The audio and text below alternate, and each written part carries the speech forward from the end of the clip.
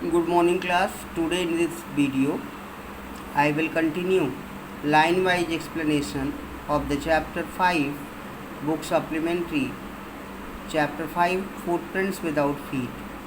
Eager to get away from crowded London, he took a train to the village of Iping. When Mr. Griffin attacked upon the owner of the theatrical company, and he put on long overcoat, white brimmed hat, bandage round his forehead, shoes, and became fully visible person. Then Mr. Griffin was not eager. Eager means very keen, desirous to live in London, because London was very crowded, very thickly populated, and he thought that here he would face one problem after another. So Mr. Griffin decided to go to the village side of the London, and so he got a train and he went to the Iping village. It is the name of the London village, Iping village. He went to the Iping village. It is a countryside where he booked 2 rooms at a local inn. Inn means hotel where the people live. In Hindi we can say sarai or dharmsala. So he went to the Iping village, and there in the Iping village there was a very cheap hotel, and there he booked 2 rooms. The arrival of a stranger at an inn in winter was in any case an unusual event. When he reached to the Iping village, it was winter. It was not a exact time when the people visit to the Iping village.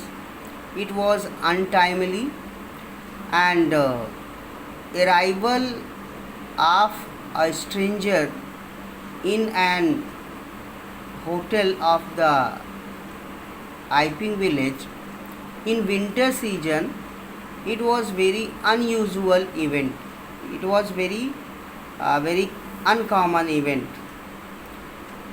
A stranger of such uncommon appearance set all the tongues wagging. And another reason that made all people shocked and surprised, his appearance, his face, that was not a common, it was uncommon. So seeing a very awkward face, because his face was some portion that was covered, that was visible, some portion that was not covered, that was not visible. So this uncommon appearance of his face of this stranger, that due to that all people of the Iping village, all people of that inn started whispering, set all tongues wagging. It means he started whispering, started gossiping about that stranger. Mrs. Hall, the landlord's wife, Mrs. Hall, who was the wife of the landlord, who was the wife of the owner of that inn. The owner of that inn means that hotel was Mr. and Mrs. Hall.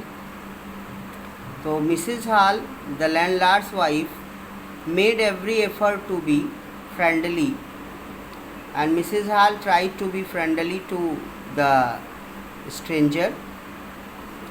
But Mr. Griffin had no desire to talk, and told her, my reason for coming to Iping is desire for solitude. Solitude means loneliness. Mr. Griffin was behaving very strangely with Mrs. Hall. Mrs. Hall tried to talk to him, tried to be friendly with him, but Mr. Griffin, the scientist, told her directly that he did not want to talk to anybody. He did not want to be personal with anybody, because he had come to the Iping village for loneliness, for uh, for a separate living, and he did not think that anybody should disturb in his separate living. I do not wish to be disturbed in my work. Besides, an accident has affected my face. Mr. Griffin told to Mrs. Hall that he had come to the Iping village to do a special work, and he did not like that anybody should disturb in his special work.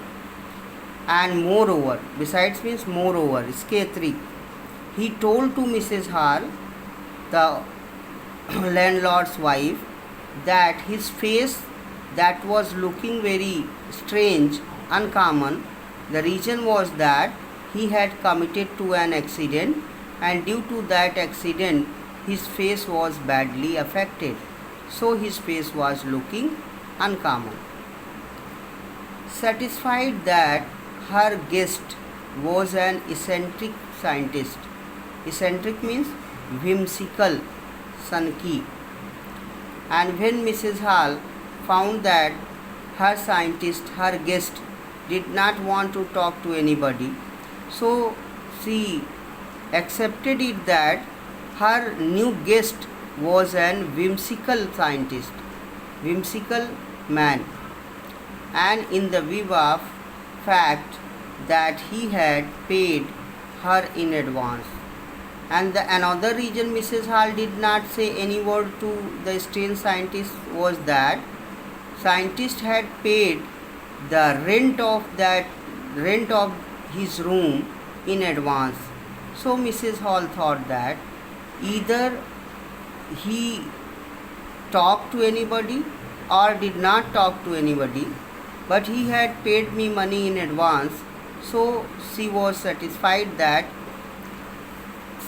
her guest was eccentric, and she did not decide to disturb in the separate work of the Mr. Griffin. Mrs. Hall was prepared to excuse his strange habits and irritable temper. Irritable temper means चिड़चिड़ा स्वभाव.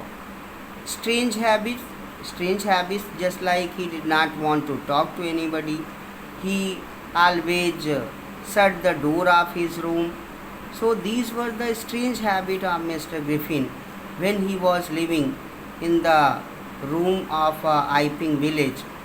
His temper, his nature was also very irritable, was very disturbing, but Mrs. Hall accepted everything because she got money. She got the rent of her 2 rooms in advance. So she excused all his strange habits and irritable temper. But the stolen money did not last long. I have already told you that from where did Griffin find the money? He found the money only by attacking upon the owner of the theatrical company. And whatever money he had stolen, that money did not last for a long time. And soon that money was spent away. And presently soon, Griffin had to accept that he had no more ready cash. And soon after a few days in the Iping village, Mr. Griffin had accepted this fact that now he had no cash money. All his cash money was spent away. He pretended, however, that he was expecting a check to arrive at any moment. And he also pretended means होता है बहाना करना, made a false excuse. He pretended to the other people of the Iping village that soon he will get a check, and his check was going to come at any time. Then he will once again have money. And now his all money, whatever he had brought with him from London, that his all money was spent. Griffin himself accepted this fact.